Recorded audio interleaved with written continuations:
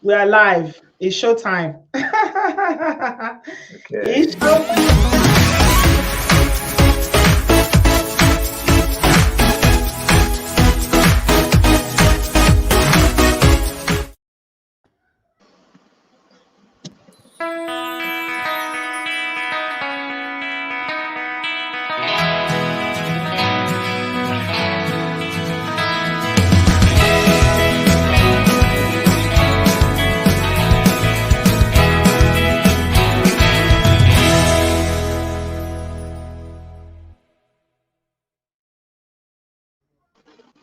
Hey guys, good evening. Welcome back to my channel, everyone. So we are live, and I'm sure you guys have seen the ad. I did put it out this morning on my channel about what we are going to be discussing. So I've got some guests in the house. So if you are here, do say hello in the comment section. Just say hello. Let me know that I've got people here. I know I already had people before we even started, before I went live. Yeah, so I can see Flo Edit here. Say hello if you are already here. I've got 20 people already. You're welcome to the show. Say hello in the comment section. This is Obodooyinbo TV. And what we'll do here is we talk about issues that affect Africans who live in the diaspora. If you've got the show on, Auntie Jockey or Doc, can you, if you have another device that you are using to listen, can you mute it? Because what it does is that it will echo, it will bounce off. Yeah. So just mute any device you have that is live now watching this show, because we are live on YouTube. Thank you so much. Right. So I can see my people jumping in here. Simply, you're welcome. Joy, Dr. Bash. Thank you so much, Toby. Olugbayi, my main person, my brother from long time ago, from the beginning of Obodooyinbo TV, we've been together. Hello, Sylvester. Thank you so much, everyone, for joining. So we're just going to get into it because we have a lot to talk about today. If I haven't said any salutation to you, I haven't greeted you, please just take this one for all salutation. I acknowledge you, I appreciate you, and I thank you. Thank you for joining us. So I've got two amazing adults with me tonight. Yeah, in my last show, I told you guys that I'm talking about religion in Africa is above my pay grade. So I've got people who are in that pay grade. I've got two people who are in that pay grade that are qualified to really do justice to this topic joining us today. So I'm going to allow them to introduce themselves. The first person that I'm going to call is my auntie, my Mombasa auntie that all of you know from when I was in Kenya in January, Auntie Jackie. Thank you, Bridget. Hi guys. I want to thank you, Bridget, for inviting us to this conversation, and I hope I should actually introduce myself. My name is Auntie Joki. I live in Mombasa, and Bridget came to Mombasa, and that's when we met and we clicked and became very good friends. And I'm happy to be here. Thank you so much. Go on. Yeah. I don't know what to say. Tell us a little bit. Oh, Auntie Joki, you are a full package. Don't be shy on me now. Don't be shy. This is serious. I've never been on a live TV. That's why I'm getting confused on what to say. Don't be shy, Auntie Joki, because I know you are not a shy person. I can be shy sometimes. Yes. I'm looking forward to this discussion. We had a little bit of it when you came here, but I don't think we talked much. But I hope we are all going to discuss this one openly, all of us. So Yes, let's wait. Let's wait. Thank you, Njoki. Thank you, Auntie Njoki. I appreciate you. And my next guest is somebody that is very honorable. He's a doctor and he was a lecturer. I'm not sure what university. Please forgive me, Dr. Edwin. But you will tell us a little bit about yourself. His name is Dr. Edwin Unyonto. Sorry if I'm not pronouncing it well. That's forgivable. Yes, you almost got it. My name is Dr. Edwin Nyutho. Nyutho is Nyutho. I've been a lecturer at the University of Nairobi School of Journalism for many years. And I trained people, or I was training students in film and broadcast productions. I'm a BBC trained television producer. I also produce radio, but I enjoy mostly producing film. And of course, I love a lot of the stuff that I watch from Nollywood. Ah, you love Nollywood. I have to bring you back another time to talk about Nollywood, Dr. Unyonto. But today we are That's talking fine. about religion. We are going to Yes. talk about religion, and I understand that this is a subject that you are very interested in. So I will give you a little bit of background story. A couple of days ago, a young woman in Nigeria passed away. She was only 22 years old. Her name is Ada Jesus. That's her stage name. Now, her death generated a lot of controversy, a lot of discussion around the role of religion in our lives as Africans. So apparently, this young lady had been sick. She was ill. She had kidney issues, and unfortunately, they didn't stop for medical attention for whatever reason. I'm not sure if it's got to do with finance or just lack of knowledge, but the family didn't stop for medical attention on time. And by the time they did, which was a few days ago, to the best of my knowledge, it was too late. And now, what they were doing while she was sick was she was going from one church to the other, one spiritualist to the other, looking for solutions. And at a point, she got into a controversy with a man of God. And, there were some disagreements that happened between them. And this led to a lot of black backlash where she was going to ask for forgiveness and all that. Now, our topic tonight is not about her, but it's about religion in terms of how our people have come to accept religion in Africa and the role that it plays in our lives as people in Africa. So, Dr. Yonto, can you tell me?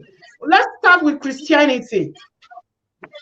What do you think that the way that Christianity is practiced in this day and age? What does that tell you as a person, as an African? I know you are also a Christian as well. What do you have to say about that? I think the tragedy of the way Christianity was introduced into Africa was that it was used to hoodwink, to cheat, to fool the Africans.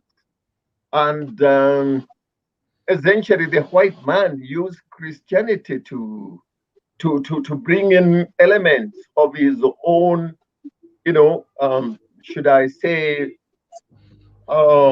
superiority, and make the Africans feel small, make the Africans feel that their gods, their religions, their religions were of second class,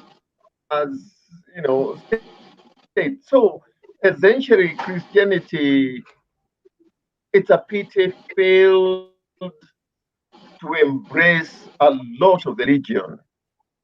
We believed in one God. In fact, interestingly, Kikuyus had a monotheistic God, just like Christianity.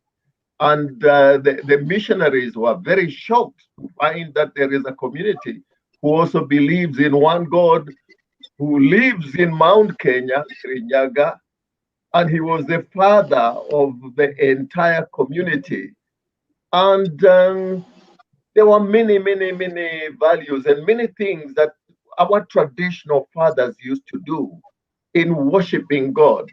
Because God, essentially, we called him Gai. And Gai means the person who divides, the person who shares out. God was the one who was sharing out everything to all the communities. And essentially, what people, by the way, we never worshipped God on an everyday basis. But anytime there were calamities, anytime communities had needs to do certain things, this is the time we would approach the sacred groves, the mugumo tree, which is the fig tree, slaughter goats, and communicate to the God of our forefathers. But I think in everything, the Kikuyu traditional religion was by far better than Christianity in many, many ways. Right. But the pity is, we were told that this was a primitive God, this was a primitive religion, and somehow we were persuaded or coerced into forgetting our own traditional religions. Thank you so much, Dr. Nyoto. I'm going to come to Auntie Jockey now, because what you said just now, I remember very clearly from when I was in Mombasa. Auntie Jockey said something that really, really resonated with me, because she said that we had our religion before the white man came, before the Europeans came.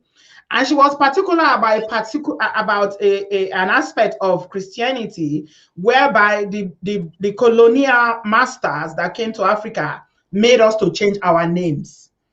And she told me this very story that I want her to tell us that story about her father and how, and his name got changed and everything, that the implication of changing your name from a Kikuyu name, which is an African name that was given to him by his parents, and these colonial people felt that that name wasn't good enough, so they changed his name. Auntie Jockey, please tell us a little bit about that naming and why we had to change our names, or why they felt that we needed to change our names, because we are Christians now.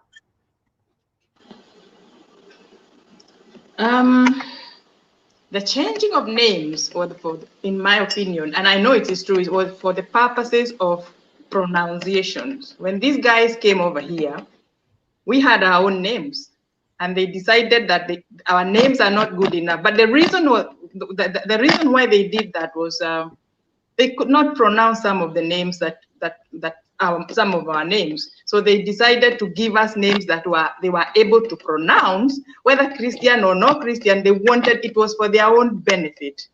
If they found somebody called Okonkwo, they were not able to pronounce the word Okonkwo. So they decided, you're going to be Joseph. It is easier.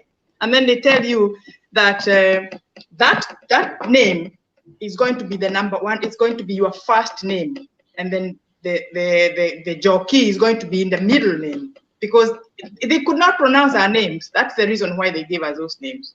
They did not. That was the only reason that they gave us those names, for their own benefit, to pronounce our names.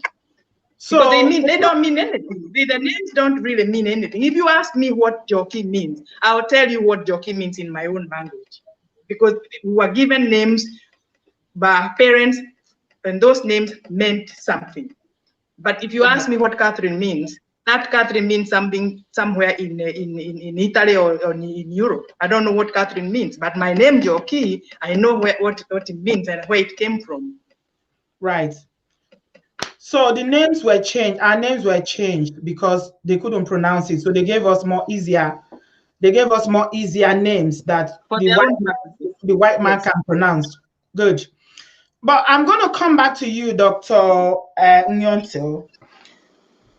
When the white man came, the Yoruban came with this religion, Christianity specifically, and they gave us schools and they gave us hospitals. And because of that, a lot of people who didn't ordinarily have access to medical care in that period, in that time, had access to hospitals. People were able to go to schools in the 60s, in the 50s, and thereabout. But today, it's completely changed. The narrative about Christianity has completely changed. I know, for instance, in Nigeria, the churches, the hospitals and the schools that were built by these colonial people, I hate to use the word masters because they are not anybody's masters, but that's what they were called. They are not. Yeah. So all that is run down now since they left is all gone now, and there is nothing like that happening now. Why do you think there's so much difference in the way the Christianity is being practiced today and when the colonialists brought it to Africa? Well, I think there has been an element of people recognizing the fact that the Christianity, as it was applied, as it was brought in by the white man, really doesn't quite work sometimes. They are very, when you try to apply it into your day-to-day life, you still find that there are still very, very many questions which are begging. And, and people, I think, have tended then to fall back to the religions that they were more comfortable with. Yes. And so perhaps, yes. and I haven't done any research on this, so I'm basically just, making my own observations. The tendency for the people to go back to their traditional religion comes from the fact that Christianity has not really been able to address their needs and satisfy their desires. Can you elaborate on that, please? You say it hasn't met a lot of people are going back to traditional African practices because Christianity hasn't met their needs. Why is that? Well, there are many things that you could touch on. For example, when you look at communities, many African communities, for example, are polygamous. But then Christianity comes in here, and the missionary who brings in the Christianity now uses his own culture and tells you, don't be polygamous. One man, one wife. One wife. And he looks for all sorts of ways to justify that. One of the most interesting ironies is, in fact, some of the traditional Kikuyu men who had 2, 3 wives, for them to be acceptable to the church, they had to deny some of their wives. Yes. And sometimes they would just take the first wife and throw away the other 2. Yeah, I know that for a fact, Dr. Onyoto, that my uncle who had he had 2 wives. He's a Roman Catholic member, and back in Nigeria, and for him to be baptized and for him to accept Holy Communion, he needed to have just 1 wife because this is what the church allows. Now, this is a man who is in his 80s. He's been married to these women for over 50 years. They've got children. They all live together. What is he going to do? He cannot send one away. But eventually, he had to take the senior wife to the church, and they do what they call the blessing of the marriage. And as a result of that, he was baptized and he could take the Holy Communion. But the younger wife took it as a rejection. He took it like she was being divorced because of that ceremony that took place. So I can absolutely understand what you were saying about, for instance, our culture and our cultural practices does not align with Christianity in some cases, especially when it comes to marriages. Thank you so much. Okay. I'm going to come to Auntie Jockey now.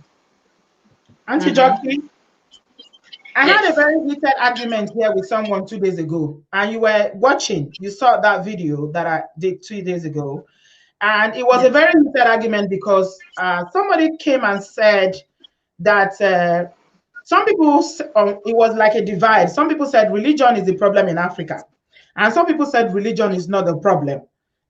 Christianity is not the problem. And some people said Christianity is part of the problem. And some people said, oh, it's the government, it's the corrupt government that is the problem. What is your take on this matter? I think generally Christianity, it's not just about Christianity, it's the religion. The religion is, there are so many religions, so it's not just Christianity, we got the other Islamic religion. It's the way these religions were introduced to us.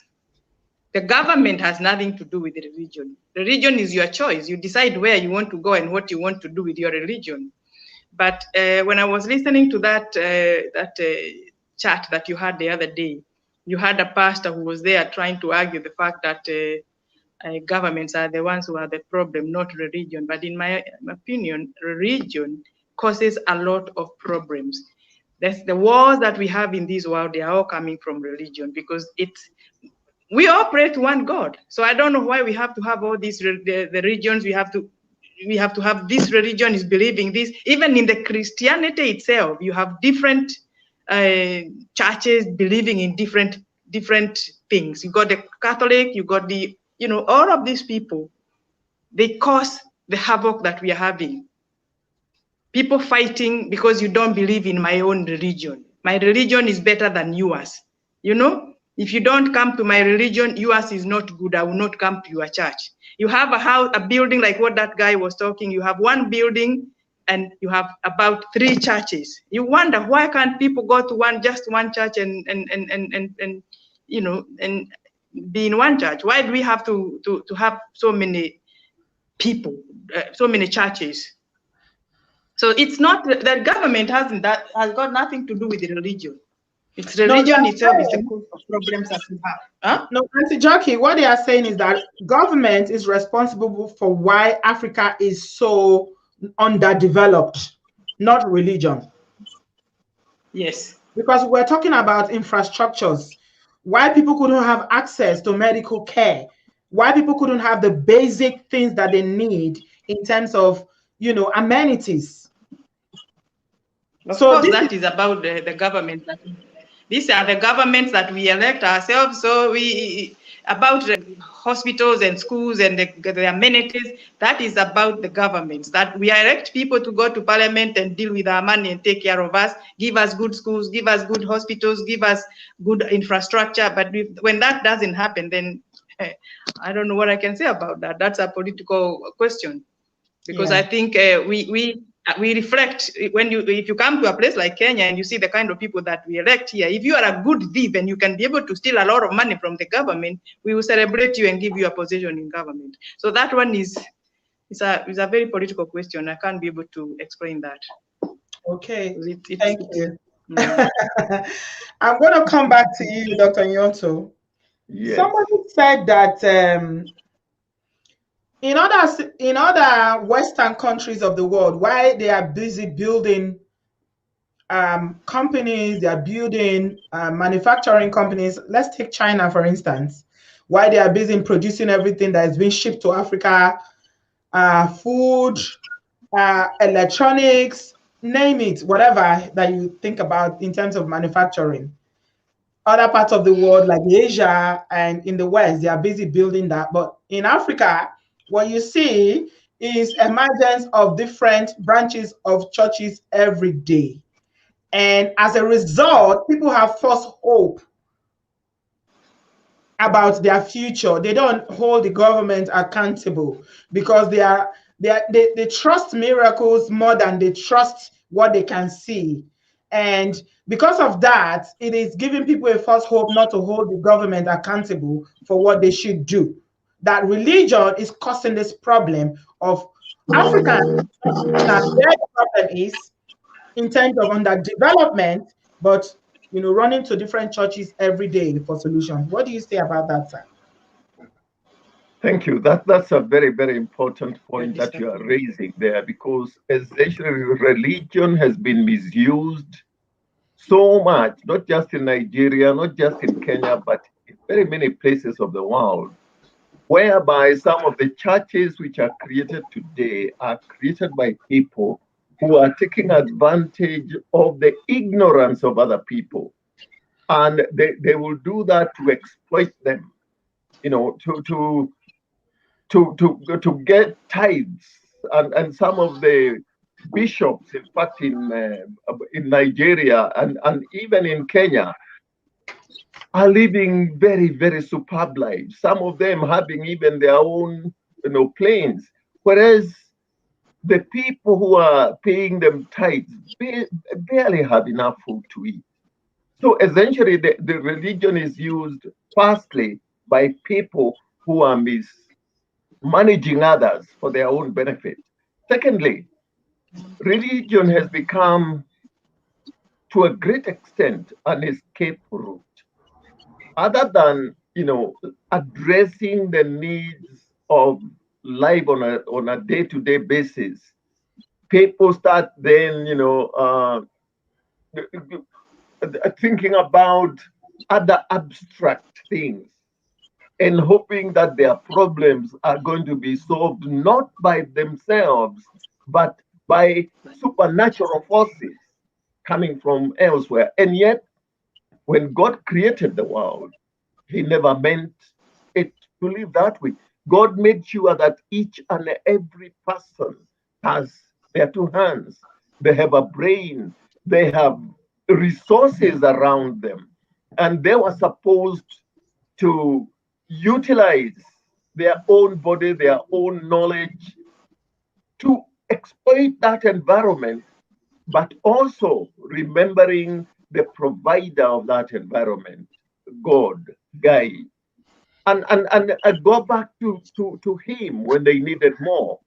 But it's a pity that today religion has been used in such an escapist way, and basically just used to exploit the people who are ignorant. And there are far too many ignorant people who are exploited on a daily basis by these churches. Thank you so much, Dr. Edwin. I appreciate that. Auntie Jockey, I'm going to come to you and I'm going to ask you, as a business owner, because I know you own a business in Kenya, you own an apartment hotels, so you pay a lot of taxes, because I know we had a chat about it. Do you feel that churches, because of so much money that they are making, I mean, there's a very good example in your country, Dr. Bashir, who has one of the biggest churches in Africa, in your country, in Kenya, and makes all this money that they used to live this very ostentatious lifestyle. They have all these private jets like Dr. Edwin just mentioned, and they have all this money. You feel like churches should pay taxes in Africa?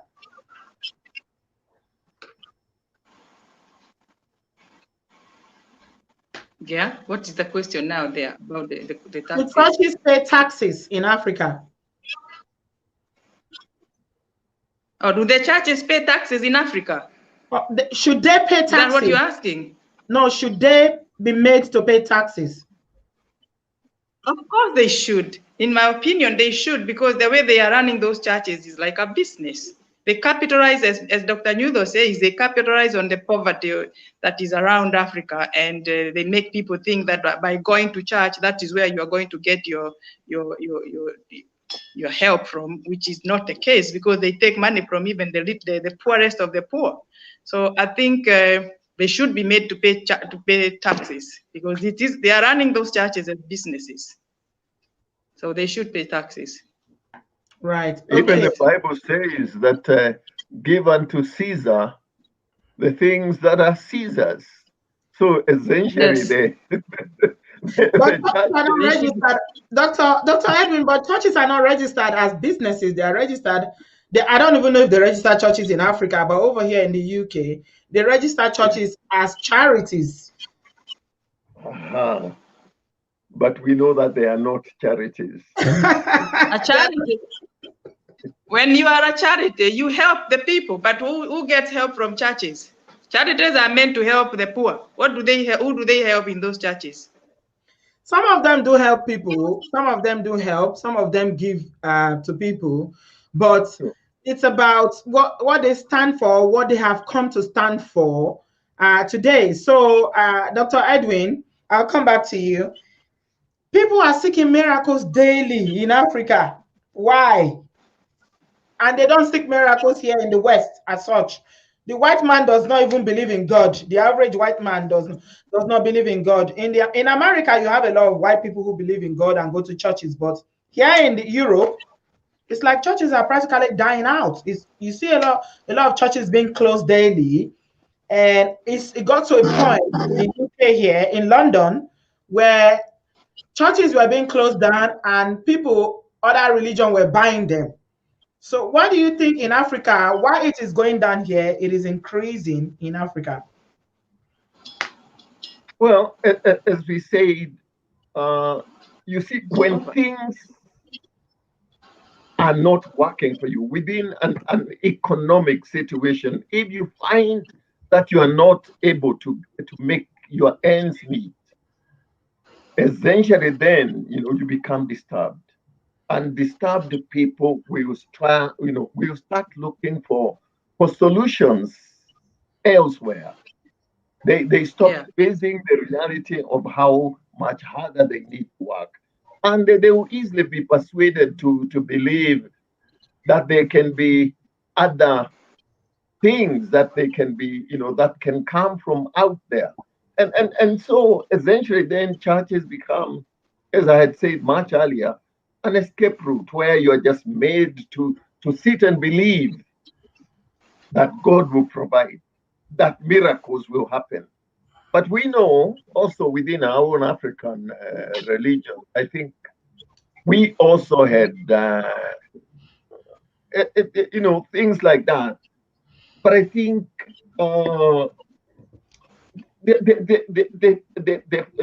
people who are the priests within the African traditional religions were much, much closer to the people, even though they exploited them sometimes using magic and witchcraft. But it wasn't to this level where you find thousands upon thousands of people who are just waiting for miracles in a church building in a city like Nairobi. It's very, very sad when you see so many people who believe now that it's not a question of self-determination, because there is essentially the question of who determines your own life. To what extent can you rely on God to fulfill your everything? Or to what extent can you do it yourself and expect God to support you and to show you the way? So for me, there is that balance that is missing. That people need to know that they must be able to take charge of their own lives, but also worship. Because essentially you can't be godless. Any godless being will never ever quite make it. But it's a question of striking the right balance between determining our own lives and also relying on God to help us see the way forward. Before I go to Auntie Jockey again, Dr. Edwin, I'm going to ask you this. When I had that conversation 2 days ago with a lot of people joined because I left the floor open for a lot of people to join me. And somebody said something that was very, very profound. And he said that our people, Africans, are very religious, but a lot of Africans lack basic humanity. So you find a lot of people who go to churches or other religious organizations and they are so serious with this and they do it religiously. But when it comes to seeing someone dying on the street or something terrible happens to someone, they are not going to stop. They are not going to empathize. They're not going to help. So humanity is lacking within our people. I don't know about Kenya, but this is so. For Nigeria, I can say definitely yes. A lot of people lack humanity. So, what is the balance between humanity and religion? Because people just feel that once we go to church, we attend church on Sunday, we are religious, we read the Bible, then we are okay. But what about humanity? What can you say to that? Maybe, let me chip in there, because essentially the inhumanity that we see practically in our cities, in Lagos, in Nairobi, in Mombasa, and elsewhere, this is a byproduct of people who have been changed by the Western civilization and people who lost their values. I can tell you, that amongst the Kikuyus, after every harvest season, there was, a grain store where people used to donate food for people who might not have enough. So essentially, people used to take care of each other to the extent that within a whole community, everybody did not go hungry. There is no one within a community, within an African village, who would go hungry. In some communities, if a mother was not blessed with a child, other members of the community would donate a child from when it was very young. And then the mother and that child would bond and grow to the extent that that baby, as he's growing up, would never know that it was given to that family. So essentially, the humanity was part of actually the African lifestyle. But unfortunately, the colonization, the emasculation that Christianity has done has completely thrown us, perhaps into confusion. When you look, for example, at one of the biggest problems of urbanization, bringing millions of people into a concrete jungle, people who have nothing to eat, people who have nowhere to sleep. When you see those kind of people then start selling their bodies, start killing each other because eventually we are all condemned to live, whether you have food or not. One of the things that you are condemned to is not to die, but to live. And people will live by any means. So essentially, it's the kind of confusion that we have within the present day economic setup, where too many people have nothing, while very few people have so much. And then, as I said earlier on, the value systems, the good value systems that we were brought up in, unfortunately, are completely forgotten. Yeah, that's, I think, to me, the major problem. Thank you, sir. I appreciate that. Thank you. So a lot of people say that people use religion as an escapism. They use it to escape the reality of life, because life is really hard in Africa, and people go through really difficult times. I mean, it's interesting that Dr. Edwin brought up the issue of urbanization and how people will gather when they've got nothing to do, they don't have jobs. And I remember being in Nairobi, I saw one of the biggest slums in Africa, or is it in the world? Was that slum? I can't remember the name now, Auntie Jockey. Kibera, which is like one of the biggest slums. I was researching it when I came back to the UK, and I saw the images were just, I mean, we've got slums everywhere. We've got slums in Nigeria. And when you go to the slum, you see the hopelessness. You see life, and you begin to question so many things, because it's amazing how Africa has this so many divide. Like, Dr. Edwin said, you will see some few people who are so extremely rich. They've got everything that money can buy. And then you see some people that live in those very desperate conditions, whereby the way they survive, I don't even know why. I don't even know how they manage from day to day, because it is so terrible. So, do you feel like people are using religion to escape, Auntie Jockey? No, they are not actually going there to escape. They are going there to look for help.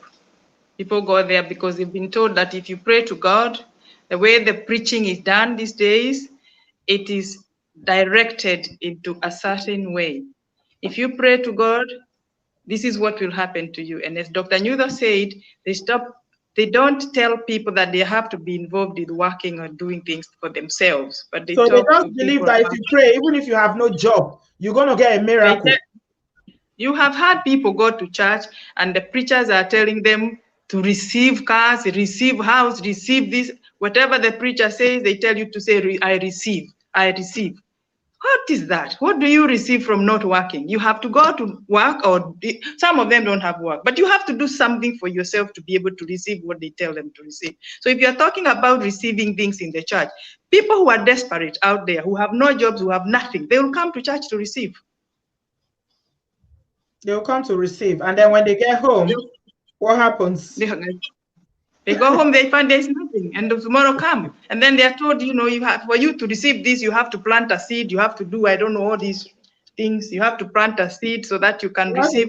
So that desperation continues because they are not being given solutions. They are not being told what to do to be able to get out of this poverty. They are just being told. Some people will go to church and sleep there praying the whole night, or even 3 days sleeping in the church praying. Yeah, so it's believing that if I pray in a certain way, this is what is going to happen to me. So people will stay there praying, you know. Right. The way the preaching is being done is. Yeah, I mean, it would have been good if you are told that you're going to receive a car tomorrow, and the church actually makes available something and give it to you.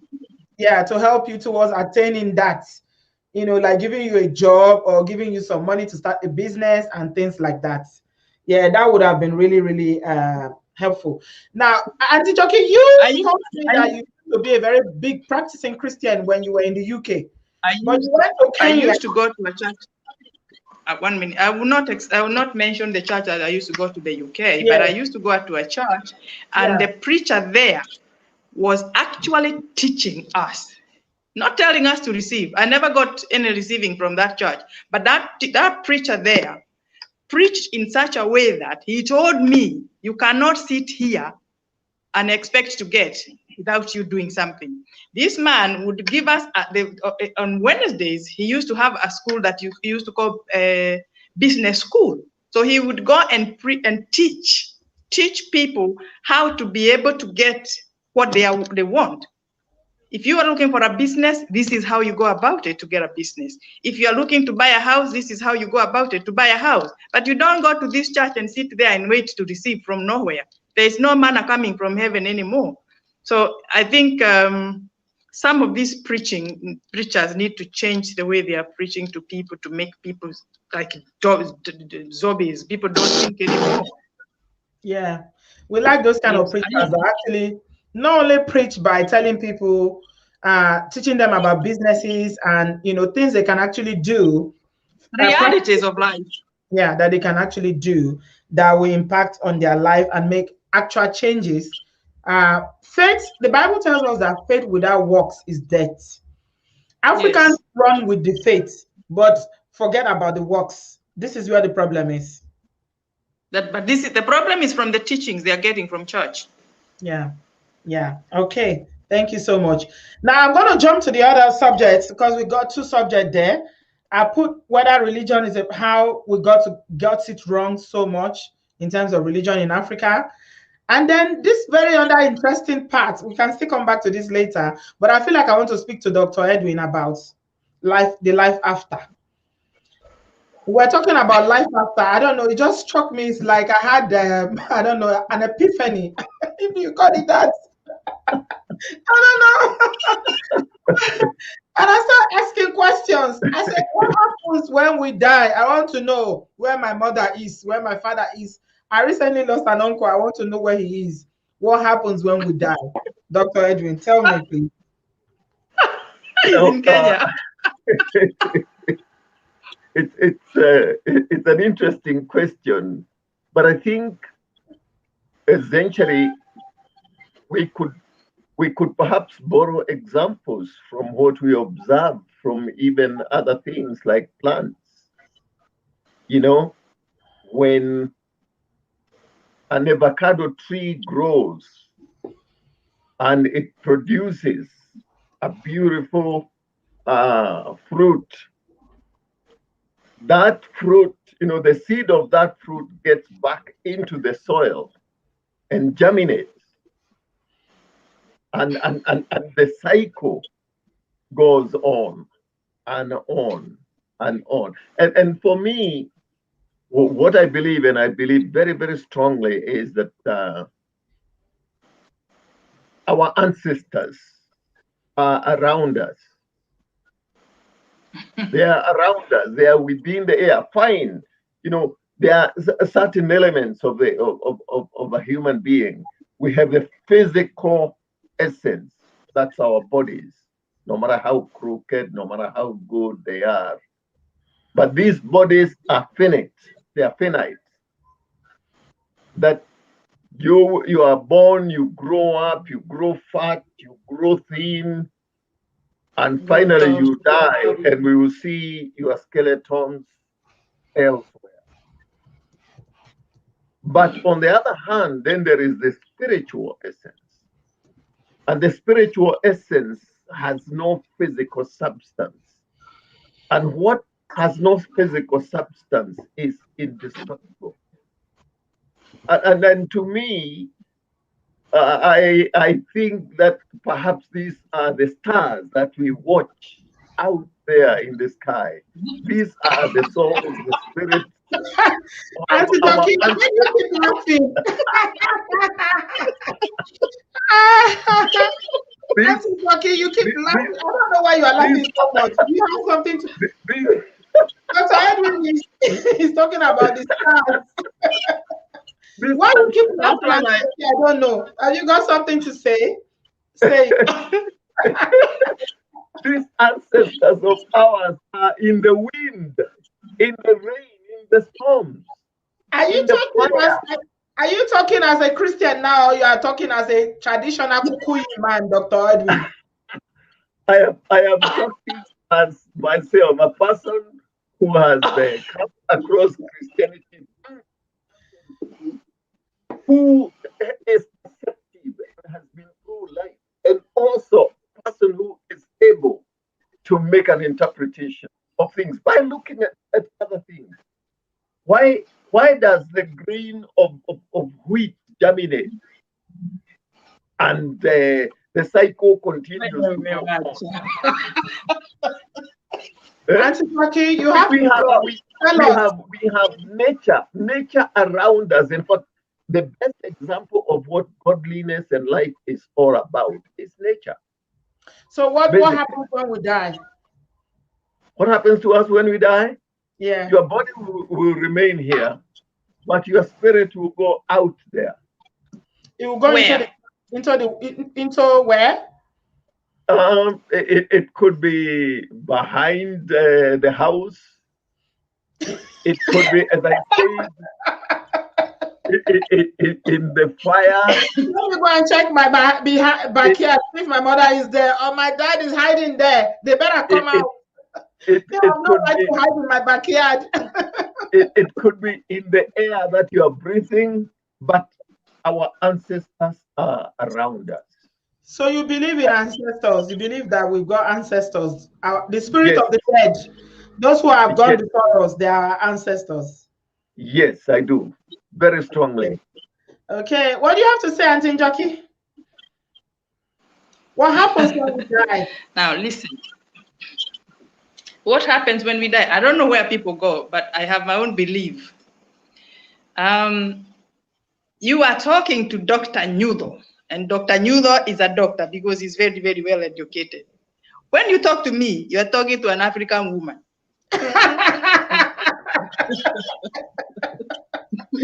And you are not going to tell me about people going behind the house. You're not going to tell me about people going in the stars. No. They are not outside. They are not behind our. They are not. If they were outside, I'll go and ask them to come in. They would come into your house all the time.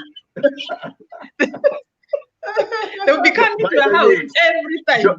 Jockey, even your own community, today that anytime we are taking a sip of a beer, we must pour some. A little like Why this. do we do that? because the ancestors are still there. The ancestors are And drinking. The ancestors are drunk. we pour out a drink for them and tell them, drink this. They are drunk. The amount of drink they've given to ancestors. And we know in the African traditional religion, when they sacrifice, they would cut some piece of meat, roasted meat, and leave it for their ancestors. The amount of I believe something. Essentially for me, I think my strongest point is that what we can't see cannot be destroyed. And yet, cannot be destroyed. As I'm speaking to you, you can tell that I have a spirit. You can feel me. Yes. But the fact that I will have no body does not mean that my essence, in terms of what I believe, is not going to exist. It will continue to exist because I think there is enough space on the universe for it. Right. Thank you so much, Dr. Edwin. So the Kikuyu woman, who is not a doctor, who is just a Kikuyu woman, but she's got education as well. Tell us what happens when we die. This Dr. Nyudo, we are in agreement that the people, the ancestors are there. That we agree, yes? But they are not going to be behind your house. That's what I want us to do. They are not going to be behind my house. But their spirits are still around. That's what I was talking about. Yeah. That I agree. And I know that when our Kikuyu men, even me as a woman, when I'm drinking my tea or when they are drinking beer, they always pour a little bit on the ground for the ancestors. That we are in agreement. Yes. But where they go is what we don't know. Okay. We believe that they are around. But let me ask you one question. In Christianity, they talk about angels. Yes. When they talk about angels, who are the angels? I've never heard them talking about Ejo Nyudo or Saint Joki. They always talk about Ejo Gabriel, Ejo, I don't know, Saint Mary, all that. So actually, now, I think in the Catholic Church they make some people saints. They make some African saints. Yeah. Have they made an African a saint? Yeah, I think so. I can't remember now. I think the process have been made saints. Process essentially has been, but remember people that when Christianity was being brought here, essentially we had already been condemned as people who are primitive, people who are evil, people who are literally almost cast. Essentially, the white people never saw us as full human beings who are equal to them. The whole question of equality has been a huge struggle, and I don't even think that recognition up to now has sunk in. Besides the lies that the whites have told the world. Remember 1948, when the Declaration of Human Rights was being made after the end of the Second World War. We had the British and the Americans pontificating and telling the world, we now believe in the equality of men. Whereas when I was talking about equality of men, South Africa had just started the apartheid. America and Britain, those governments continue to support the apartheid in South Africa. In Kenya, from the late 40s going into the 50s, this is when now the struggle for our liberation started. And the British killed a lot of our people. They dehumanized so many people. And they were pretending that the Kenyans were not fighting for independence. They started cheating the world that the people who are being destroyed are abnormal people who are rebelling against Christianity, that these are people who are, who have gone mad, and so according to them, they were not doing any evil. So there are so many of these things. that go on within the deceitful systems within our world. Thank you so much, Dr. Edwin. So, if guys, you have the comment section. I'm going to open the lines a bit if some people want to call or text. But somebody has put a question. If you have any question, please put it in the comment section, either for Auntie Jockey or Dr. Edwin. Please put it in the comment section. So I've just highlighted one question from one of our member here. And the question he is asking is, please debate on the issue of religion as chains for fear and subjugation. So he's saying that Christianity has been introduced, and it links to the question I was going to ask you, that a lot of people, because of religion, they feel subjugated. They are brainwashed, if you want to use that word.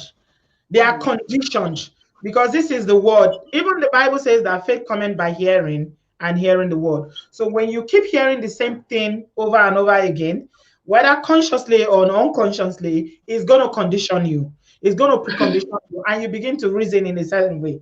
So I'll come back to you again, Dr. Edwin. Do you think that Christianity, the way it's been introduced to us, which incidentally, the same people that introduced it to us are no longer practicing it, and Africa is the champion of Christianity now, has it been used previously and is still continually used by the African pastors for fear and subjugation?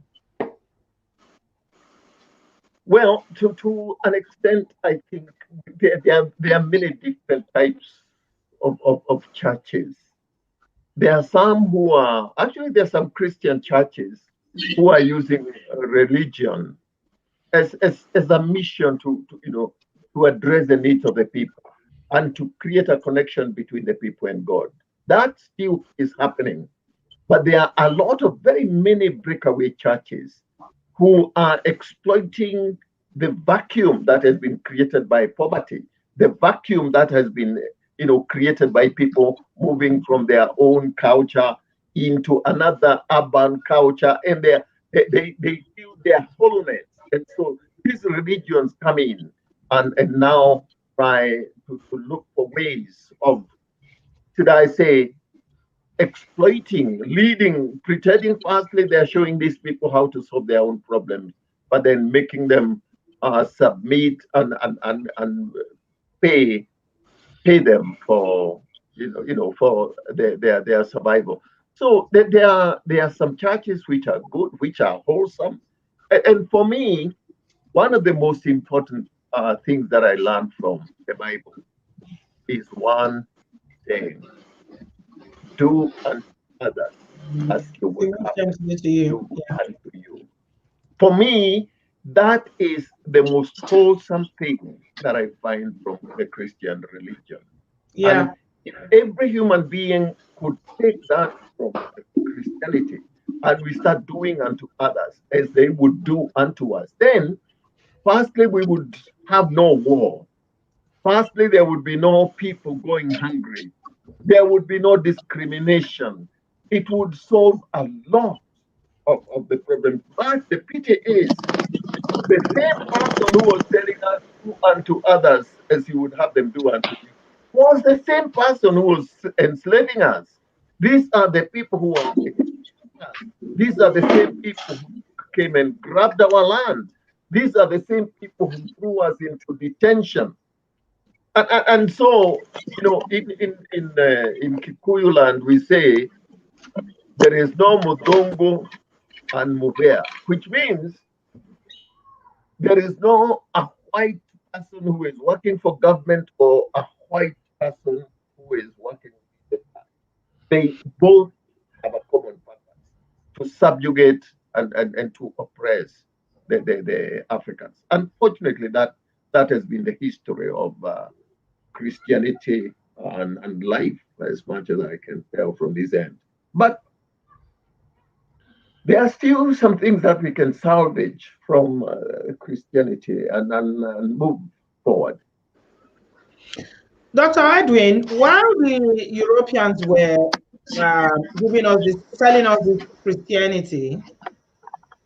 What they also did was that there was a lot going on there. Slavery was happening simultaneously, and a lot was going on in Africa. So today, the Europeans are gone. I put it in quotes because they are not really gone.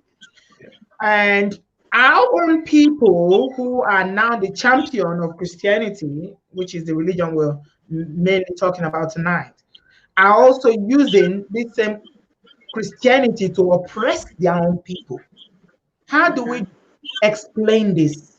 How do we now say this is what the Europeans did to us, but our own people, they are even, I mean, the brand of Christianity that our people are practicing now, it's never been, we've never seen it before. You see, the irony of the whole thing is that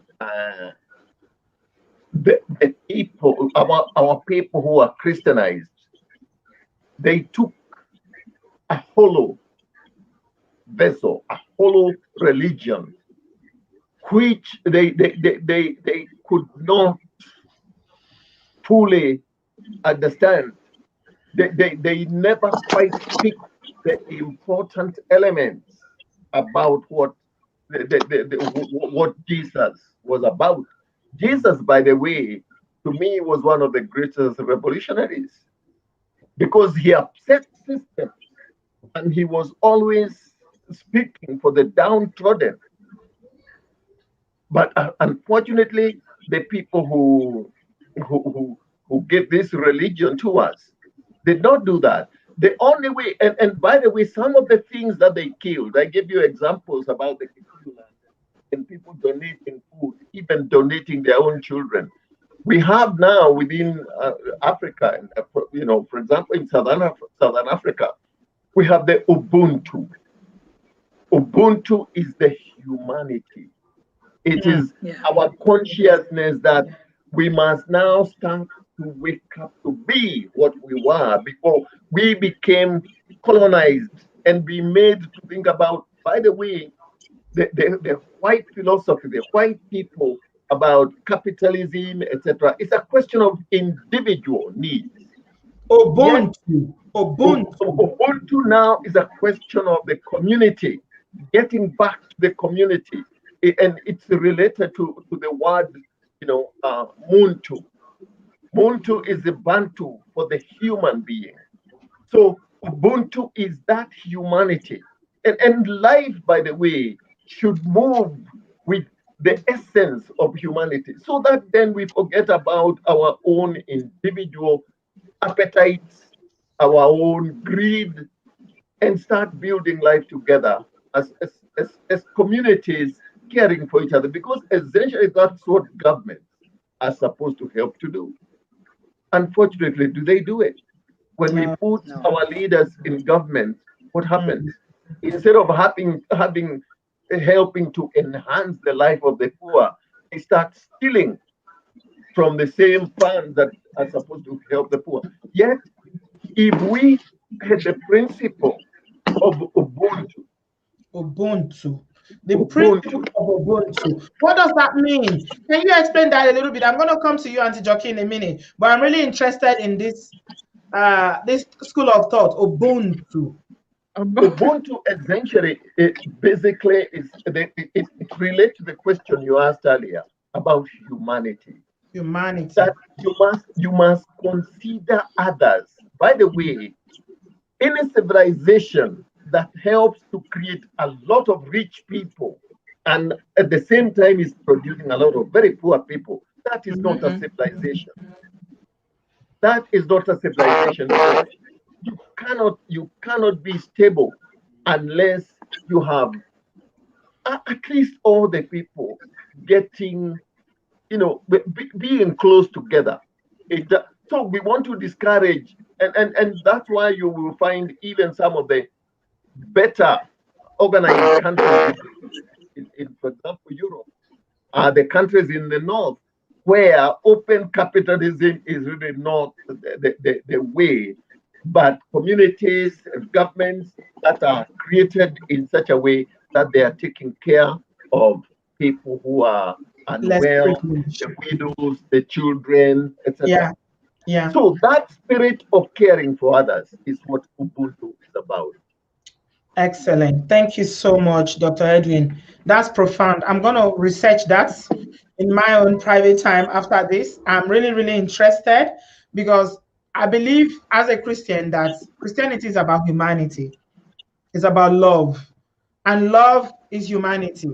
You can't say that you love God without loving. Even the Bible says it, that how can you say you love God that you have not seen when you've not loved your neighbor that you see every day? So your religion is false if you think that you love God and you sleep in churches and you read the Bible from Genesis to Revelation, but you do not love your neighbor that you see every day. So Ubuntu, if it's humanity, is all about love. It's all about fellowship. It's all about looking out for one another. So thank you so much for telling me about it. I am going to look into that. Auntie Jockey, are you tired? No. I'm listening to Ubuntu. Ubuntu. Yeah. We're gonna revise.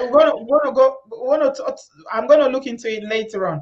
But I want to come back to you again, and we are still talking about religion, the way it is practiced in Africa. Why do you think that people are so desperate for miracles in Africa? Unlike in the UK, in the Europe, and in the West. Africans have been made poor by their governments.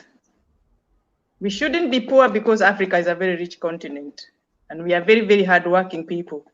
But when we work hard, whatever we work hard is taken away from us. So we become very, very desperate people. And therefore we all run to church. And what we've been told in churches is that, as I said, you receive there. So you go there to receive. That's it. Auntie Jockey, in the West, yes, they always portray Africa as this poor continent. Very, very poor. And whenever they show all these ads about how they are doing whatever, United Nations, water, whatever they are doing, raising money, give £3, give £2, give $1, give $2. They always show this very, very poor state, helpless state, hopeless people. But you and I know that it is far from the truth. That is not how Africa is. And go on. Yeah, speak, please. In a way, when those pictures are real. There are people who are like that in Africa. Yes.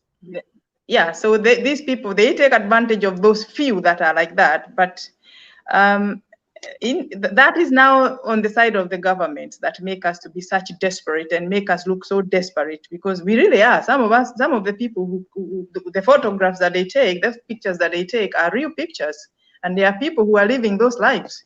So they take advantage and they go and use those pictures to make money for themselves, because that money never comes here.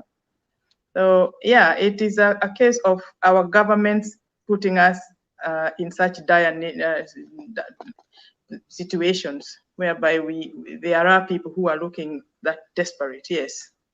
So I'm going to round up because I know that in Mombasa, in Kenya, you guys are 2 hours ahead. So it's past 8 o'clock or 9 o'clock now. I'm going to ask you, Dr. Edwin, how do we dig ourselves out of this mess that we are in Africa when it comes to not only the government, not only the politicians and the mess, like the proper mess they've made of Africa, but also religion as well? How do we dig ourselves, or how do we even begin the journey of getting back to how we can solve the issues in Africa? I think firstly is to create the kind of conversations that we are having now. Even as we are speaking about this, the younger people are realizing, maybe those who are tuned into this broadcast, they are realizing that they are being cheated by the churches when they are told that all miracles will happen to them and they have no responsibility in terms of determining their own lives. We have to come to that clear consciousness of what we are supposed to do for ourselves. And those of us who know then must be able to educate others. And I think also it's a question of also the kind of leaders that we are putting, into governments. Because as we say, governments are supposed to be there to take care, to organize for the lives of the citizens. Not there, not to be there to be facilitators of the mega deals between themselves and the multinationals and foreign governments, and have money stolen and hidden in foreign banks for them. So it's a question of us having a consciousness that we got to change our lives and our people who are responsible, who can be able to create the right policies for us. Because essentially, like Joki said, we have enough resources in Africa. Nigeria has a lot of resources. Kenya has adequate resources.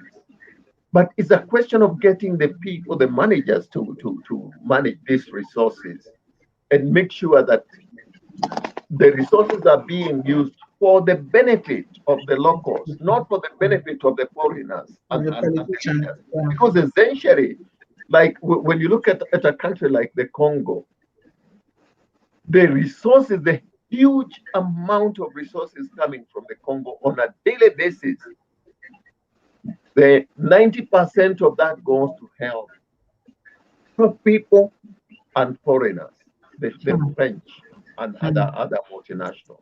Oh yes, the conversation about Francophone Africa is a different one that we can probably have another time because it's a very massive conversation.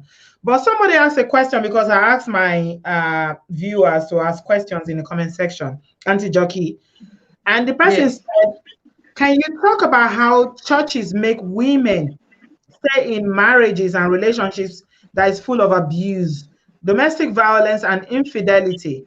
It is getting out of hand." So this person is talking about how, Christianity conditions women to remain in abusive relationships. So what do you say to that?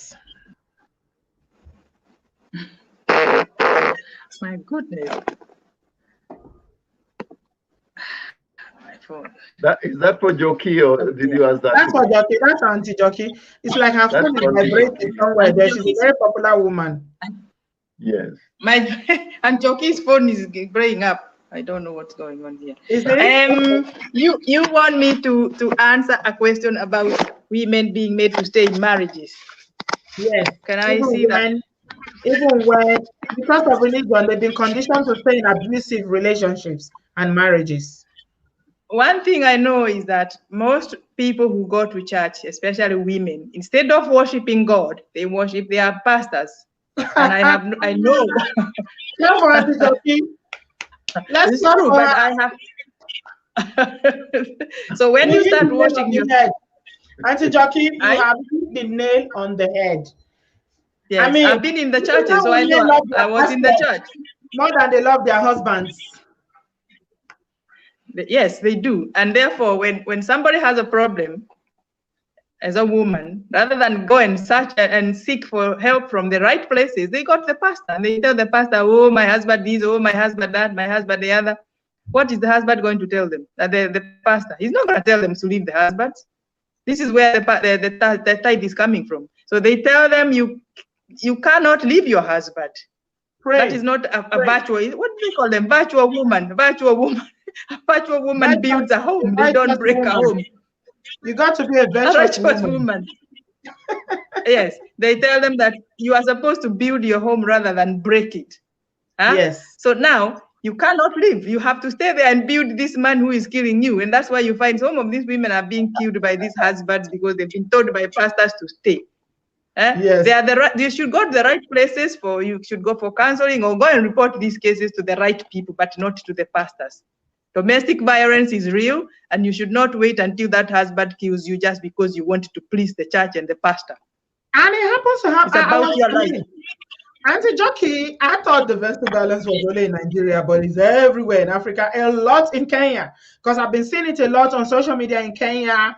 These women doing really desperate things to their husbands and men doing desperate things. The other day, I saw a man who did something that I cannot even mention on this platform to his girlfriend. He was cheating on his wife and he had a side chick. And it goes back to how Dr. Edwin said that polygamy is our way of life. That, Christianity is preaching monogamy, which will never work for African men. So there's a lot of domestic violence going up in Kenya as well.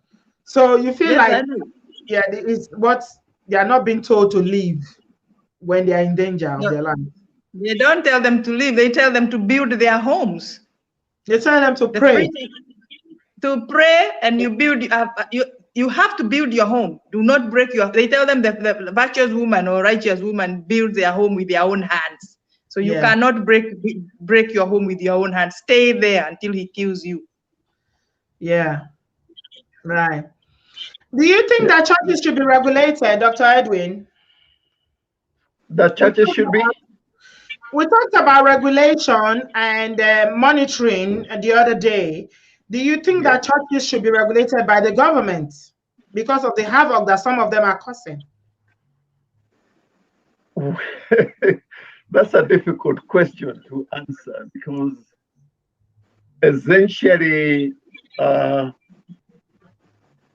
churches in Kenya which have not been regulated have been abusing the people. That's a fact. And there have been very, very many cases of well-known preachermen who are predators. And even when we see them on live transmissions, the way they sometimes humiliate, for example, women. Some preachermen standing and looking onto the stomachs of women. I see some things on television and I shudder. I ask myself, how did we ever get to this? There are some things that churches should be made to understand that they have no freedom to do. So in a way, I'm implying that an element of regulation is necessary. And I think we also ought to ensure that these churches are not abusing the poor people. Because a lot of people, by the way, give everything they earn, and they make their preachers much richer, and the same people who are giving the tithe continue to be poor. I think that there is an element of, I don't know whether it's possible to create a situation where the churches can be self-regulating, kind of that we create a standard for the churches to monitor each other, so that then some of these excesses stop to exist. Because again, when you make the government control them, sometimes government will also exploit the churches for their political purposes. Absolutely. I agree with that. Thank you so much, Dr. Edwin. Finally, Auntie Jockey, I'm going to ask you one last question because we're running up, because I know it's quite late where you are. Somebody asked, Purple Hibiscus asked, why should we remain Christians? I tell you, a lot of people are so despondent and discouraged. And this person is asking, why should we remain Christians? Why should you remain anything? You should be able to pray to God yourself. Why should you remain anything? It's just choice. It's your choice. Why should you? I say it is a choice. Why should I? For me, whatever we call ourselves, the most important thing is to look at the relationship between the individual, God, and the community. In terms of the kind of things that you say, in terms of the kind of things that you do, in terms of how you relate to others. Remember, we say in terms of Christianity, do unto others as you would have them do unto you. Absolutely. On the African religion, we talked about Ubuntu. Have we Ubuntu. been able to build a community that can be able to take care of each other? Because essentially for me, that is what life is about. Life, God created me here to help to further his purpose on earth. And his purpose on earth is to help other people to be. So essentially, if we continue to do that, continue helping each other to be, then we would be godly. And it doesn't matter what religion, what you call your religion, whether you call it Hinduism, Christianity, or Monkeke. To me, it's a question of the relationship between. Which one is Monkeke? I haven't heard that one before. Which one is Monkeke? Oh, that's a Joki's religion. Auntie, you don't want to tell us. You said you used to, when you lived in the UK, you were a church goer. But now that you are in your Kukui kingdom, you go church less. And you have started, doing some, I don't know, on the side. Tell us, what are you doing? Why don't you go to church like you used to do when you were in the UK? I saw the light. You saw the lights? What light? Is it green or yellow or red? Which one did you see? That is a bit serious. I saw the light, that's all. I can only say I saw the light. I mean, I searched out what the churches are all about, and I decided to go to my own traditional church, traditional belief, and I worship in the traditional way now. So you are no longer a Christian? I am no longer anything. I'm a Kikuyu, that's it. When you are a Kikuyu, you are a Kikuyu. Before the Christianity came, I was a Kikuyu. So I don't know why what did the Kikuyu people believe in before Christianity came? They believe in God. They pray. They worship. They believe in God. Before this Christianity was, they were. So they used to believe to pray to their own God and worship their own God. So I chose to go that way now. So now you are a Kikuyu. So you don't attend church. I have always been a Kikuyu, and a Kikuyus worship God. And they've always worshipped God. What's the mode of worship for Kukuyis? Worshiping God. You worship God. I feel like you are holding back, Auntie Jockey. Let me go back to Dr. Edwin. Auntie Jockey, I'm not happy with you. I'm not happy with you. I'm going to take this up with you after this video. You are holding back seriously. I'm not happy with you. I will come back to you after this we will talk, because the anti-jockey that I know is more expressive than this. But I want to believe that you are shy because this is your first live video. So I'll come to That's why, yes. You have to excuse me. This is my first one, so I'm shy. That's it. Yeah, good. Yeah, you are shy. But in real life, you are not shy. You know you are not shy. Well, I think Jockey is talking about basically the same things that I'm saying. That is a question of building individual relationships between yourselves and your maker. All of us originated from a maker. All of us came from somewhere.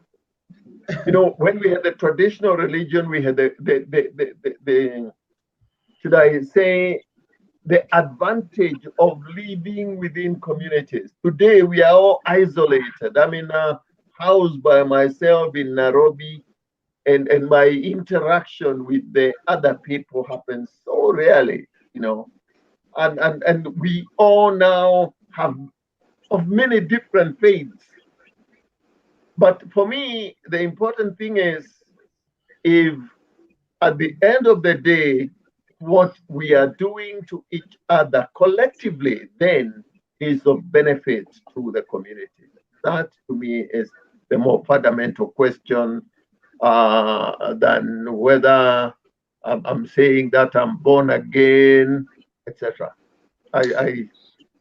So what I get from that is that whatever you are practicing, it is important for you not to dwell on religion, but to dwell on your spirituality and your relationship with God, and the way you treat your fellow human being that you have with you here, that you see. Absolutely. Your interaction with your human being and your relationship with God is primary. But let me add this, that I was born a Christian, and my father was a very, very You are, strong member of the Christian church. And I had to bear some of the load that he had. In fact, even as we speak, I'm the chairman of a celebration. Our church will be celebrating 100 years, and I am the chair of the celebration committee. And so, even though I have some critical things to say about the Christian church, I am still a member of the congregation. But Right. as a member of the congregation, I must also be open and point at things which I find unbecoming. Yeah. So I it's believe like that.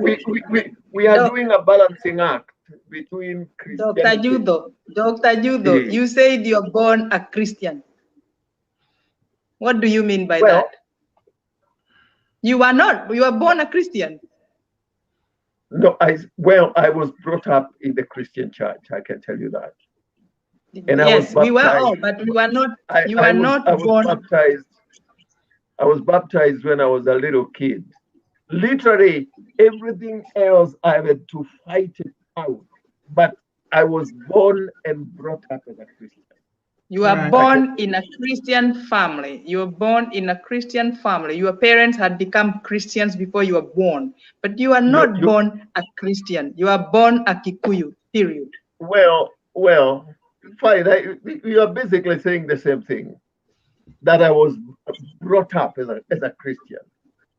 In fact, Yes. if anything, my father ensured that we didn't get involved so much in the traditional Kikuyu stuff because we got alienated from the Kikuyu culture from an early age because my father he was almost to an extent, he had almost denied his own culture, his Yeah, own because I religion, think that, I mean, that his always own comes into the traditional mix religion. that you have to deny what you previously know and what you previously believed in for you Yeah, to be a Christian. Yeah. Mm-hmm. yeah, like he didn't believe in so many things, and perhaps even Joaquin knows this. For example, one of the most controversial things was the circumcision of women. My father was one of the first people in that area to refuse for his daughters to be circumcised. So do you And do to, that in Kenya as well? and I think I agree with him on that. And there were so many things that my father didn't believe in that the Kikuyus were doing. Yeah. And essentially, for me, I was brought up so much in the church, and essentially the rebellion that has came into me after I matured. But Why I do you was, call it, why do you call it rebellion? You call it rebellion. yes, Are you rebellious, Dr. Edwin? I'll call it rebellious because it's turning away from the doctrine that you had been trained to follow. Yeah, but And, and, doctrine, and Christianity is not doctrine once because you different say, churches have their own doctrine. So Christianity is not doctrine. Christianity is different churches will bring their own doctrine into it. But sure, Christianity is not about the doctrine, it's about, I mean, to be a Christian is so simple. If I want to go with, I mean, this is the only way that I understand Christianity. If you believe that that Jesus Christ died for you on the cross and you accept God as your Lord and your personal Savior, you are saved. It's simple as that.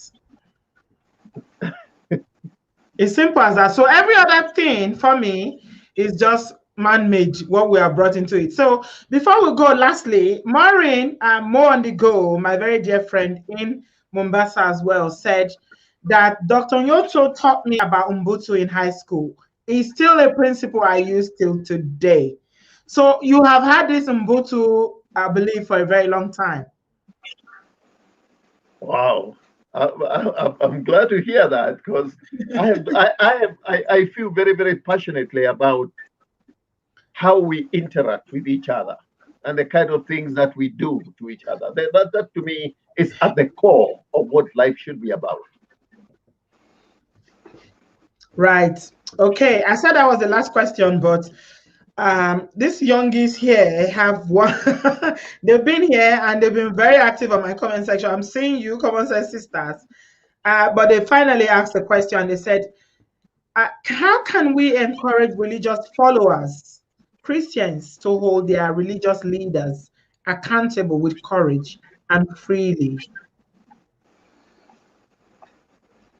Is it possible to hold them accountable, pastors and reverends and, bishops, archbishops? Auntie Jackie, you first, then Dr. Edwin. How can you hold them accountable? They are like presidents of their own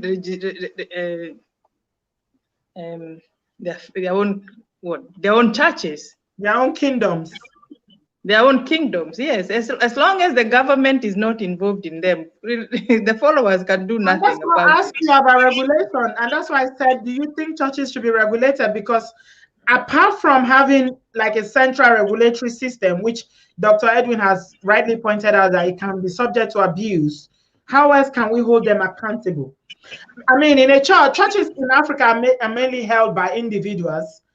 And yes, if you're not happy, maybe your pastor have done something, your bishop have done something that you're not happy with, you express this and then you leave to go to another one. That's not holding them accountable. This is you. But even there, you just bring whichever church you go to. You are disgruntled, you're unhappy with something, and then you leave. But they carry on. So the only way that we can hold churches accountable, religious organizations accountable, is to have for them to be regulated. Well, that's an interesting one. It's a touch and go thing, because if you make government control churches, they're going to emasculate them, because governments also overreach themselves, and they will exploit that opportunity to use the churches for their own popularity. Absolutely. So for me, I think the best thing would be creating enlightenment, or looking for enlightenment within the congregation. And the people within the congregations then ought to also set standards, and they also ought to criticize their churches, their preachers, and they also ought to supervise and make sure that things are being done right. So to an extent, the churches should be accountable to the people, to their congregation. So it's a question of empowering the congregation and make them realize that the churchman is not a god, that there is God in heaven, but this person in this regalia is only helping you to arbitrate between yourselves and the maker. But the pity is, we have too many timid members of the congregation. And I think it's a question of us now putting timidity aside. We all know when somebody does right and does wrong. Absolutely. And we should not agree to allow to let church leaders get away with so many wrong things. We need to hold them accountable and actually even get them out of those churches and get other leaders to take over from them. Because essentially we must make them, address the issues that you talked about.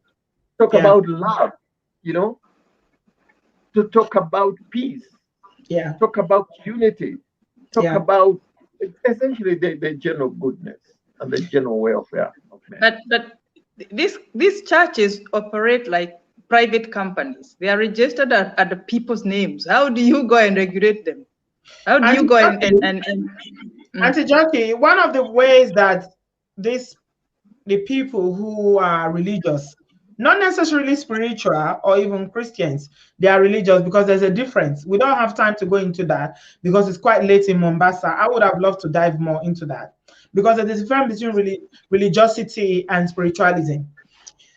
However, a lot of people in Africa are religious, and when they hear Bible quotations and Bible verses such as "touch not my anointed and do my yes, they take it as, oh, do not talk about pastors, do not criticize pastors, do not say anything about anybody that can just come up. I mean, I can come up tomorrow, I'll just put a collar on this my dress and I say, I'm a pastor, come here, evangelist.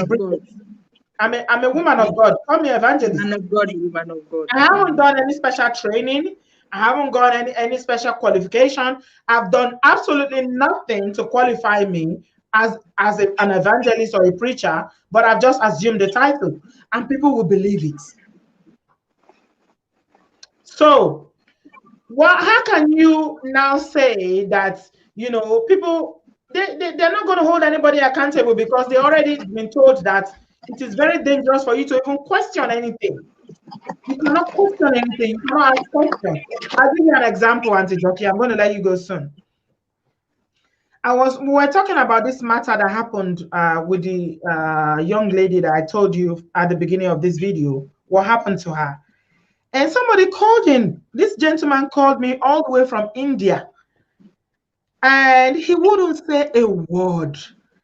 I probed. I used all my conversation skills. I used all my engaging skills to make him say something. And he would just say, oh, it is well. Let's not condemn anybody. It is well. You could tell that he was scared. He was afraid to say anything because somebody is involved who claims to be a pastor.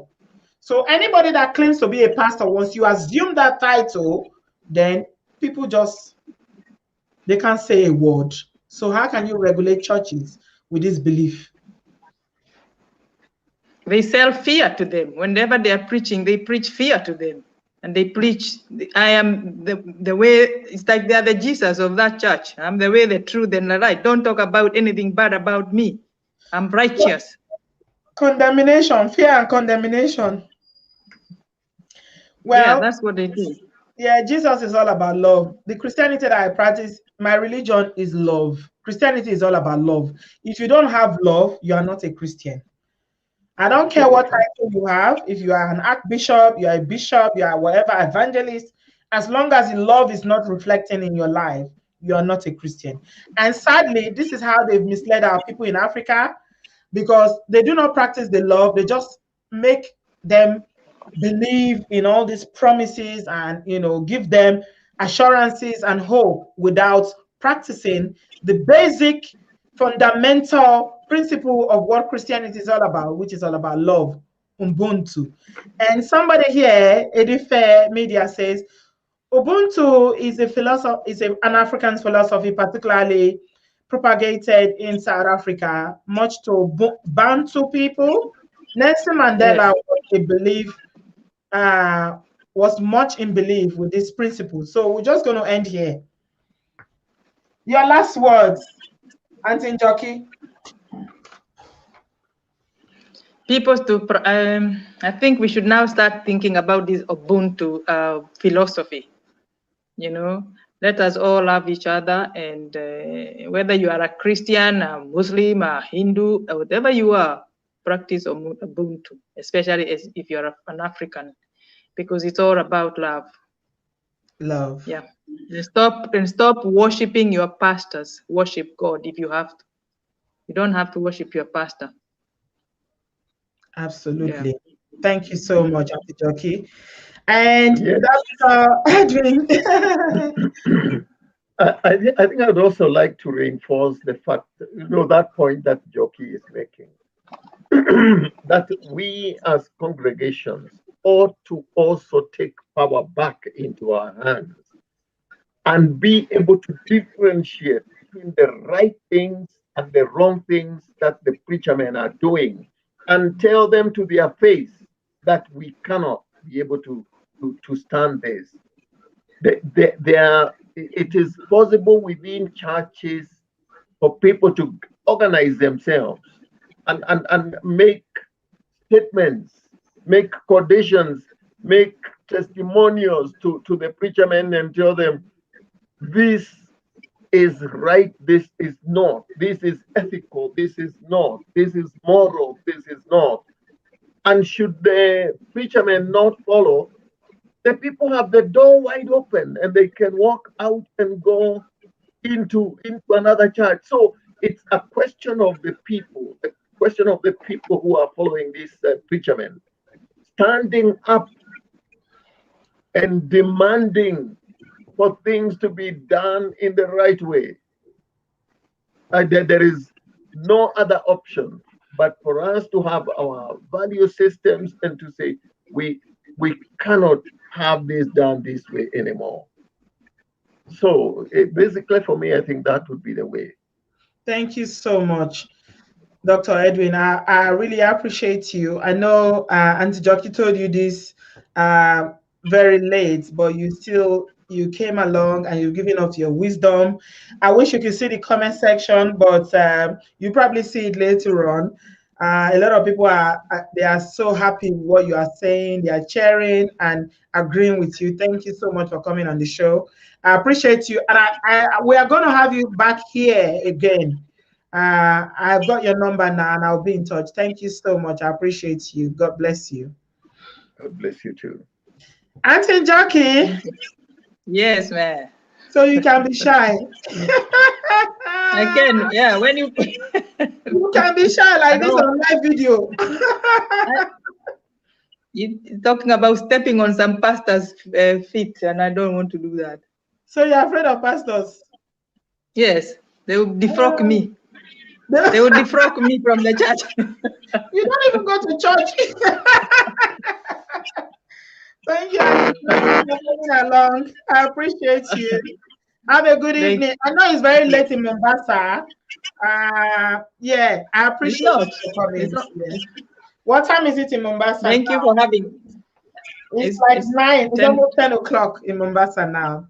Thank you so much for being here. I appreciate you for coming. And yeah, let us continue to, we continue to speak. It's creating awareness according to what Dr. Edwin has said. This is the first step. We need to continue to have these conversations and promote Ubuntu, because this is what Christianity, any religion that is not founded on love is of no use as far as I'm concerned. So yeah, thank you so much. I appreciate you. Thanks for coming. And we will speak more in the future. Okay, thank you. Good night. Have a good night. Thank you. Good night. Thanks. Good night.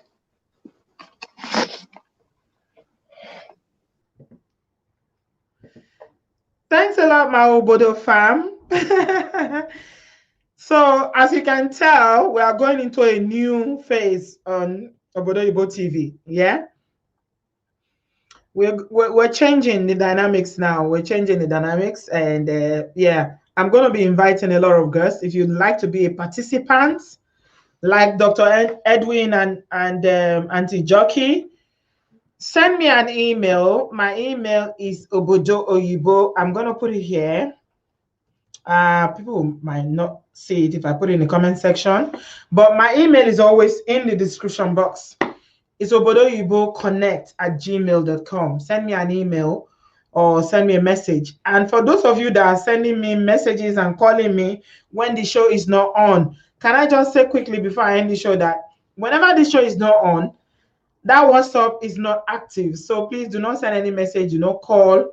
When I'm live, then you can call to contribute and you can send messages. Thank you all so much for reaching out. And thank you so much for being here tonight. And if you're catching this later on replay, I hope you enjoyed my chats with Auntie Jockey and Dr. Edwin. They're both Kenyans who live in Mombasa. And I hope you get one or two things from what we've discussed tonight. So thank you so much and have a good evening. I love you. Bye-bye.